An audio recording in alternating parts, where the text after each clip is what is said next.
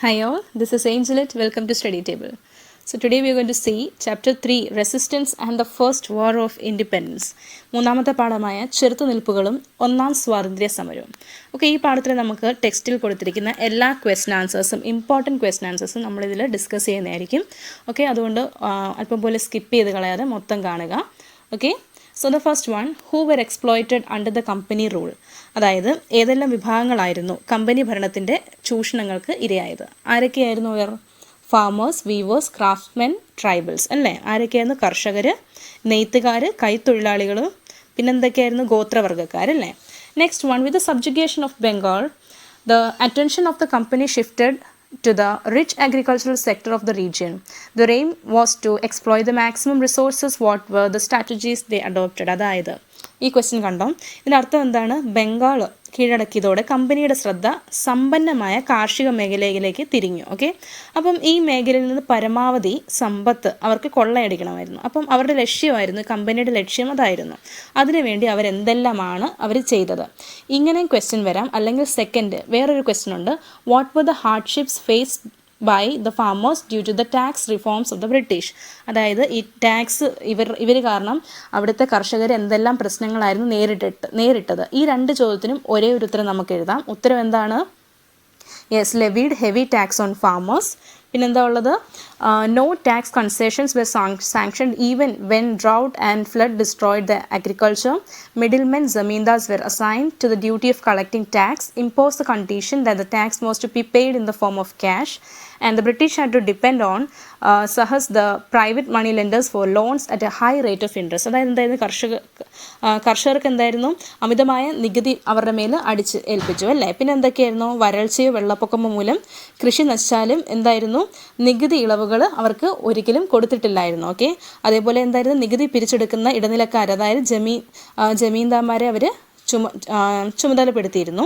പിന്നെന്തായിരുന്നു? നികുതി പണമായി തന്നെ നൽകണമെന്നുള്ളൊരു വ്യവസ്ഥ കൊണ്ടുവന്നു. നികുതി എങ്ങനെയാണ്? പണമായിട്ട് തന്നെ കൊടുക്കണമെന്നുള്ളൊരു വ്യവസ്ഥ ഉണ്ടായിരുന്നു. അതേപോലെ പണത്തിനായി കർഷകർ പണം പലിശയ്ക്ക് കൊടുക്കുന്നവരെ അവരെന്ത് ചെയ്യുന്നു? ആശ്രയിക്കേണ്ടി വന്നു. ഇതൊക്കെയായിരുന്നു ആ ഒരു ക്വസ്റ്റിൻ്റെ. ആ രണ്ട് ക്വസ്റ്റിനും ഈ ഒരു ആൻസർ നമുക്ക് എഴുതാം. Okay, next the third one, how did the forest laws imposed by the company adversely affect the tribal life and discuss. Okay, like the peasantry, the tribes in India also were discontented. The tribals who led a free life were subjected to repression and exploited. With the advent of the British, the colonial rule compelled them to shift to the interior forests. This made the conditions miserable.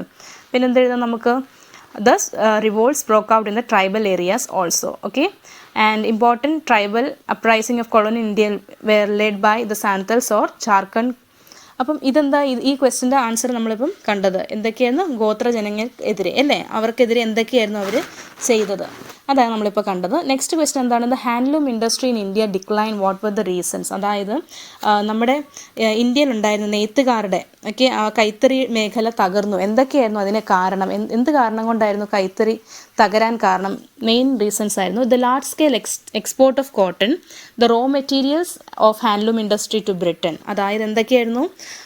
പരുത്തി ബ്രിട്ടനിലേക്ക് അവർ എന്ത് ചെയ്ത്? കയറ്റുമതി ചെയ്തു. Cotton അവർ ബ്രിട്ടനിലേക്ക് കയറ്റുമതി ചെയ്തു. അതേപോലെ the large scale import of cheaper textiles manufacture in the British factories. അതായത് ബ്രിട്ടനിൽ അവർ എന്ത് ചെയ്യുമായിരുന്നു? വളരെ വില കുറഞ്ഞ തുണി അവിടെ അവർ ഉണ്ടാക്കിയിട്ട് അതെന്ത് ചെയ്യുന്നു? അത് ഇന്ത്യയിലേക്ക് ഇറക്കുമതി ചെയ്തു. ഓക്കെ, പിന്നെന്തായിരുന്നു? Excessive taxes were levied on clothes made in India. These factors rendered thousands of Indian weavers jobless. അതായത് ഇന്ത്യൻ നിർമ്മിത തുണിത്തരങ്ങൾക്ക് എന്ത് ചെയ്തു? ഉയർന്ന നികുതി അവർ ചുമത്തി. ഇതൊക്കെ കാരണമായിരുന്നു നമ്മുടെ നെയ്ത്തുകാർക്കെതിരെ അവരിങ്ങനെയൊക്കെ. ഇത് കാരണമാണ് നെയ്ത്തുകാരുടെ ജീവിതം തകർന്നു പോയത്. Okay, now next the fifth question, name the major tribal group that organised rebellions.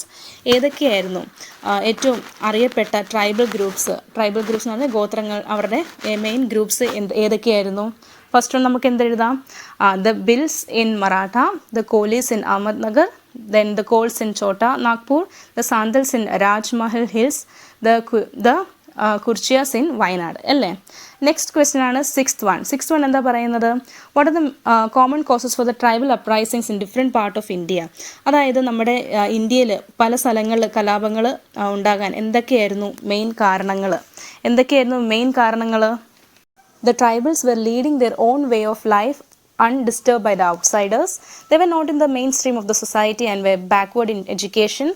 They don't like to mingle with other people. Establishing rights over forest land, slavery, disturbance of tax collectors and money lenders, etc. were the main causes of the tribal revolts. അതായത് എന്തുകൊണ്ടായിരുന്നു ഇങ്ങനെ പല ഗോത്രക്കാർ ഇങ്ങനെ പല ഇന്ത്യയിൽ ആകമാനം എല്ലായിടവും ഇങ്ങനെ കലാപം സൃഷ്ടിക്കാൻ കാരണം അവർക്ക് അവരുടെ ജീവിതം മറ്റുള്ള ആളുകൾ വന്ന് ഡിസ്റ്റർബ് ചെയ്യുന്ന അവർക്ക് ഒട്ടും തന്നെ ഇഷ്ടമുള്ള കാര്യമല്ലായിരുന്നു. കാരണം എന്താണ്, അവർ എഡ്യൂക്കേഷൻ എല്ലാം പുറകോട്ടായിരുന്നു. അതേപോലെ തന്നെ അവർക്ക് മറ്റുള്ള ആളുകളോട്, വെളിയിൽ പുറത്തുള്ള ആളുകളോട് സംസാരിക്കുന്ന മിങ്കിൾ ചെയ്യുന്ന അവർക്കൊട്ടും ഇഷ്ടമല്ലാത്ത കാര്യമായിരുന്നു. അതേപോലെ അവരുടെ അവകാശങ്ങൾ, ആ കാടും വനവുമായിട്ടുള്ള അവരുടെ അവകാശങ്ങൾ മറ്റുള്ളവർ കൈ കടത്തുന്നതൊന്നും അവർക്ക് ഇഷ്ടമല്ലായിരുന്നു. The disturbance of tax collectors, tax collect ചെയ്യാൻ വരുന്ന ആളുകൾ, മണി ലെൻഡൻസ്, ഇതെല്ലാം അവരുടെ ജീവിതങ്ങൾ വല്ലാതെ ഡിസ്റ്റർബ് ചെയ്തു. അതുകൊണ്ടാണ് ഇങ്ങനത്തെ കലാപങ്ങൾ ഇന്ത്യയിൽ ഒട്ടാകെ വരാൻ കാരണം. നെക്സ്റ്റ് ക്വസ്റ്റ്യൻ എന്താണ്? Discuss the circumstances that led to Santhal rebellion. എന്തുകൊണ്ടായിരുന്നു സന്തൽ റെബല്യൻ, അതായത് സന്താൽ കലാപം ഉണ്ടാകാൻ കാരണം? എന്ത് സർക്കംസ്റ്റാൻസ്, എന്ത് സാഹചര്യങ്ങൾക്ക് അടിസ്ഥാനമായിരുന്നു? The Santhals were the inhabitants of the Rajmahal Hills in the Bengal province. The Santhal rebellion was the result of exploitation they faced from the company officials and money lenders. The Rajmahal Hills witnessed the sacrifice of more than 15,000 Santhals in this rebellion. It was under the leadership of Sidhu and Kanu. അതായത് ബംഗാൾ അവിടുത്തെ രാജ്മഹൽ കുന്നുകളിലായിരുന്നു സന്താൾ ഗോത്ര ജനത താമസിച്ചിരുന്നത്. Okay, എവിടെയായിരുന്നു? അപ്പം ബംഗാളിലായിരുന്നു. അതേപോലെ കൊള്ള പലിശക്കാരുടെയും company ഉദ്യോഗസ്ഥരുടെയും ചൂഷണത്തിനിരയായ ഈ ഗോത്ര ജനത നടത്തിയ കലാപമാണ് എന്താ കലാപം? സാന്തൽ റിബല്യൻ. ഓക്കെ, അതുപോലെ രാജ്മഹൽ കുന്നുകളെ എന്തായിരുന്നു, അവിടെ വെച്ചായിരുന്നു 15,000-ലധികം സന്താൾ ജനതയുടെ ജീവൻ ബലിയർപ്പിക്കപ്പെട്ടു. ഓക്കെ, അതേപോലെ സിദ്ധുവും കാനുവുമായിരുന്നു അവരുടെ കലാപത്തിന് നേതൃത്വം കൊടുത്ത main leaders. Okay, next question ആണ് name the kings and chieftains who lost the power. ആരൊക്കെയായിരുന്നു? ഓക്കെ, അധികാരം നഷ്ടപ്പെട്ട നാട്ടുരാജാക്കന്മാരും അതേപോലെ ഭൂപ്രഭുക്കന്മാരുമാണ് കലാപത്തിനിറങ്ങിയ മറ്റൊരു വിഭാഗം, അല്ലേ? അപ്പം അവരാരൊക്കെയായിരുന്നു അത്? Yes, Raja Chet Singh of Awadh, Veerapandya Kattabomman of Tirunelveli, അതേപോലെ Maruthupandyan of Sivaganga, Pazhassiraj of Malabar, Kittur Chennamma of Karnataka, Veluthampi Dalawa of Travancore, Paliathachan of Kochi. Okay, അപ്പം ഇവരൊക്കെയായിരുന്നു അധികാരം നഷ്ടപ്പെട്ട നാട്ടുരാജാക്കന്മാരും അതേപോലെ ഭൂപ്രഭുക്കന്മാരും. നെക്സ്റ്റ് ക്വസ്റ്റ്യൻ എന്താണ് നമ്മൾ പറയുന്നത്? നെക്സ്റ്റ് ക്വസ്റ്റ്യൻ ആണ് ninth one, right note on the rebellion in Kerala. നമ്മുടെ കേരളത്തിലെ കലാപങ്ങളെ കുറിച്ചൊരു നോട്ട് തയ്യാറാക്കുക. എന്തെഴുതാം നമുക്കതിൽ? Pazhshi revolt was one of the major revolts of Kerala. The British lifted Pazhshiraja's right to collect taxes from Kottayam in North Malabar. This was the immediate cause for Pazhshiraja's revolt. He led a guerrilla war against the British in the forest of Wayanad. The revolt ended with the death of Pazhshiraja. The anti-British revolts in Travancore were led by Veluthambi Dalva. Then the constant intervention of the company in the home affairs of Travancore hindered the smooth administration of Dalava. This was the main reason for him to turn against the British. However, he was defeated by the British. അതായത് എന്തായിരുന്നു നമ്മൾ പറയുന്നത്? ബ്രിട്ടീഷുകാർക്കെതിരെ കേരളത്തിൽ നടന്ന പ്രധാന ചെറുത്തുനിൽപ്പുകളിൽ ഒന്നായിരുന്നു എന്ത്? പഴശ്ശിരാജയുടെ പഴശ്ശി സമരങ്ങളൊക്കെ. വടക്കേ മലബാറിലെ കോട്ടയം മേഖലയിൽ നികുതി പിരിക്കാനുള്ള അവകാശം തടഞ്ഞതാണ് പഴശ്ശിരാജ യുദ്ധം ചെയ്യുവാൻ പ്രേരിപ്പിച്ചത്.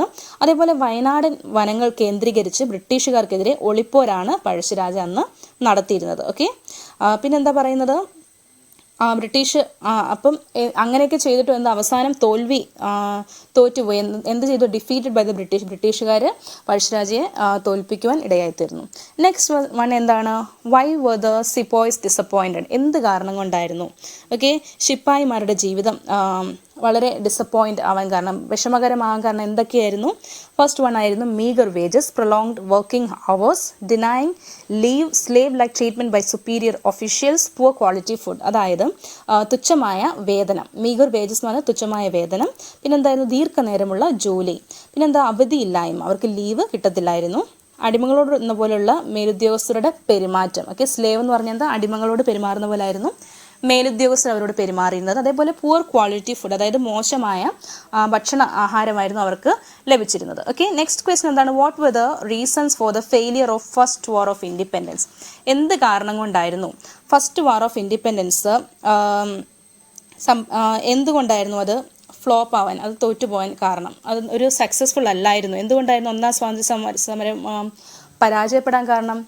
Because though the revolt was widespread in North India, there was no coordination. അതായത് ഉത്തരേന്ത്യയിലെ മിക്ക സ്ഥലങ്ങളിലും ഈ കലാപങ്ങൾ ഉണ്ടായെങ്കിലും ഇതിന് ഒരു സംഘടിത സ്വഭാവം ഉണ്ടായിരുന്നില്ല, ഒരു കോർഡിനേഷൻ, ഒരു ഒത്തൊരുമയില്ലായിരുന്നു. Okay, and the company had all the advantages of stronger military power, better weapons and coordination. അതേസമയം കലാപകാരികളെ അപേക്ഷിച്ച് സൈനിക ശേഷിയും സംഘാടന മികവും മെച്ചപ്പെട്ട ആയുധങ്ങളുമായിരുന്നു ആർക്കുണ്ടായിരുന്നത്? അതെ, കമ്പനിക്കാർക്കുണ്ടായിരുന്നു. ഓക്കെ, അവർക്ക് കോർഡിനേഷനും മിലിറ്ററി പവറും അവരുടെ ആയുധങ്ങളും ആർക്കുണ്ടായിരുന്നു? കമ്പനിക്കാർക്കുണ്ടായിരുന്നു. It fail to ensure mass support. അതേപോലെ ഇന്ത്യക്കാരെ എല്ലാ വിഭാഗങ്ങളും പിന്തുണ നേടുന്നതിൽ കലാപകാരികൾ പരാജയപ്പെട്ടു. Okay, the English educated Indians were against the revolt. അതായത് ഇംഗ്ലീഷ് വിദ്യാഭ്യാസം നേടി ഇന്ത്യക്കാരെന്തായിരുന്നു? ഈ സമരത്തിന് എതിരെയായിരുന്നു. പിന്നെന്താ പറയുക? The rulers of affluent princely state supported the company. അതായത് സമ്പന്നരായ നാട്ടുരാജാക്കന്മാർ കമ്പനിക്കായിരുന്നു പിന്തുണ നൽകിയിരുന്നത്. ഓക്കെ, അപ്പം റൂളേഴ്സ് ഓഫ് ദ എഫ്ലുവൻറ്റ് എന്ന് പറഞ്ഞാൽ എന്താണ്? സമ്പന്നരായ നാട്ടുരാജാക്കന്മാർ. അവരാർക്കാണ് സൈഡ് കൊടുത്തിരുന്നത്? അവർ കമ്പനിയുടെ കൂടെയായിരുന്നു നിന്നത്. അപ്പം പിന്നെന്താണ് പറയുന്നത്?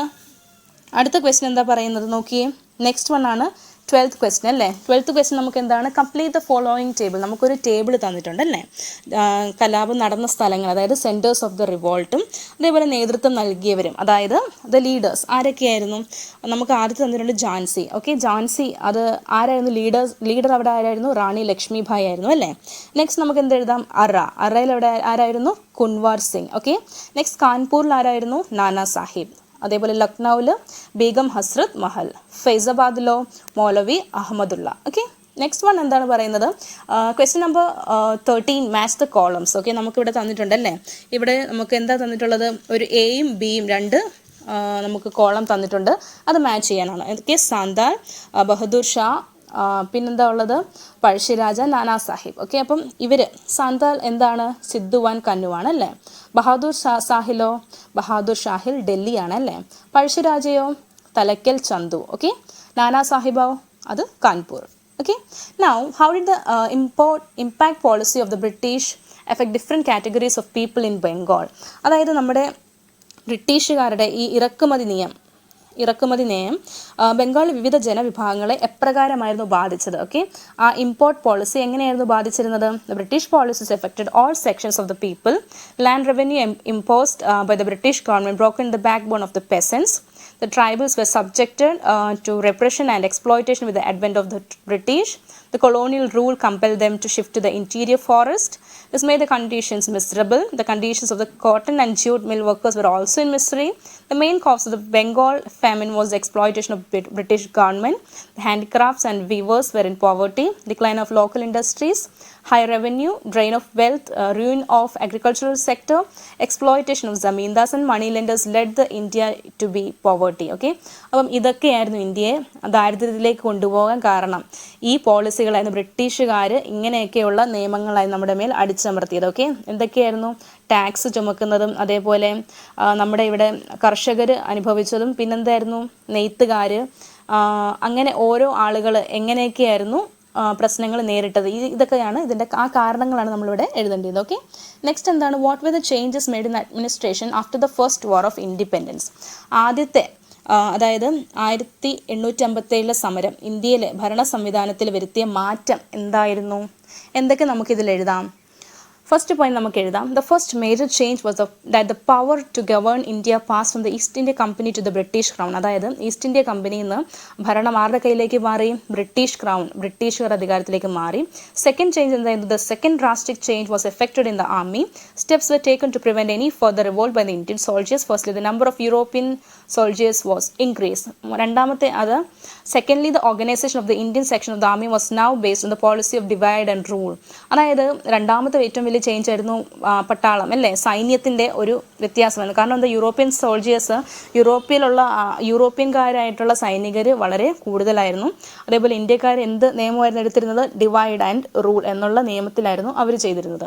മൂന്നാമത്തെ പോയിന്റ് നമുക്ക് എന്തെഴുതാം? The policy of divide and rule was also introduced in the civilian population. The British believed that the revolt was a conspiracy hatched by Muslims, so they were severely punished. ബ്രിട്ടീഷുകാർ വിചാരിച്ചത് ഈ divide and rule എന്ന policy കൊണ്ടൊന്ന് മുസ്ലിങ്ങളാണെന്നാണ് അവർ വിചാരിച്ചതുകൊണ്ട് അവർക്കെതിരെ അവരെന്ത് ചെയ്തു? ഓരോ പണിഷ്മെൻറ്റ് അവർ ചെയ്തു. ഓക്കെ, നാലാമത്തെ പോയിന്റ് നമുക്ക് എന്തെഴുതാം? Another important change was in the British policies towards the princely states. The earlier policy of annexation was now abandoned. The rulers of the princely states were allowed to adopt heirs. അതായത് അവർക്ക് ഇങ്ങനെയൊക്കെയുള്ള കാര്യങ്ങൾ princely സ്റ്റേറ്റിൽ എന്തൊക്കെ കാര്യങ്ങളാണ് എന്തൊക്കെ മാറ്റങ്ങളാണ് വന്നത്. അഞ്ചാമത്തെ എന്താണ്? Besides the changes in the British now turn to the most reactionary groups among the Indians like the zamindars, princes and landlords for strengthening the fortunes in their country. അപ്പം ഈ ചേഞ്ചസ് ഒക്കെ ആയിരുന്നു ഫസ്റ്റ് വാർ ഓഫ് ഇൻഡിപെൻഡൻസ് 1857 നടന്നിരുന്നത്, അത് കാരണം സംഭവിച്ചിരുന്നത്. Next എന്താണ്? Prepare an album. ഒരു album prepare ചെയ്യാനാണ് പറഞ്ഞേക്കുന്നത് അല്ലേ. അപ്പം നമുക്ക് ഇവിടെ എന്തൊക്കെ നമുക്ക് ഈ ആൽബത്തിൽ നമുക്ക് ചേർക്കാം? വെളുത്തമ്പി ദളവ, പഴശ്ശിരാജ, കുൻവർ സിംഗ്, മംഗൾ പാണ്ഡെ, നാനാ സാഹിബ്, ഇങ്ങനെ നമുക്ക് ഒരുപാട് പേരുടെ നമുക്ക് എന്ത് ചേർക്കാം? ഈ ആൽബത്തിൽ നമുക്ക് ചേർക്കാം. Okay. And the 17th question എന്താണ്? Mark the centre of different resistance movements on a map of India. ഇന്ത്യയിലെ ഭൂപടത്തിലെ വിവിധ ചെറുത്തുനിൽപ്പ് സമരങ്ങൾ നടന്ന സ്ഥലങ്ങൾ അടയാളപ്പെടുത്താനാണ് പറഞ്ഞിരിക്കുന്നത്. ഞാനിവിടെ ഒരു പിക്ചർ കാണിച്ചിട്ടുണ്ട്. ഓക്കെ, അത് ഒന്ന് നോട്ട് ചെയ്തെടുക്കുക. ഓക്കെ, അപ്പം നിങ്ങൾക്ക് ഈ ഒരു വീഡിയോ നിങ്ങൾക്ക് മനസ്സിലായെന്ന് കരുതുന്നു. Okay, so hope you understood my video. So keep watching and see you in the next one. Till then, bye. Thank you. God bless you.